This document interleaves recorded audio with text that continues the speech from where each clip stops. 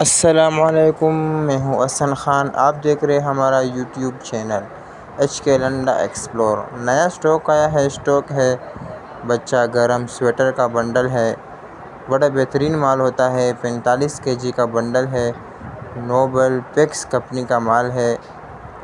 ज़बरदस्त फैंसी सादा मिक्स है। बंडल के अंदर बच्चा स्वेटर के नाम से आया है। गरम स्वेटर है, सर्दी का आइटम है, चांस वाला माल है, तो रेट भी मुनासिब है। 5,500 का बंडल है। 45 kg का बंडल है। बड़ा ज़बरदस्त फैंसी माल होता है इसके अंदर। ये देखो, एक पीस निकाला भी है, ये देख सकते हो आप। बड़ा फैंसी माल है। तो सीज़न में चलने वाला माल है।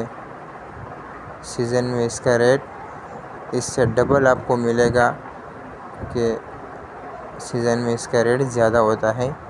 अभी आप जल्दी ऑर्डर कर लीजिए। तकरीबन यही लॉट लगी है सामने, 30-40 बंडल की लॉट है। ऑर्डर लेने के लिए स्क्रीन पे नंबर शो है, इस पे आप रब्ता कर सकते हो। पेमेंट हमारे एडवांस होगी जैश केस ईजी पैसे के थ्रू। डिलीवरी चार्जेस आपके होंगे, चाहे यहाँ से माड़ीपुर अड्डा हो या माड़ीपुर से अपना शहर तक आप ही पैक करोगे।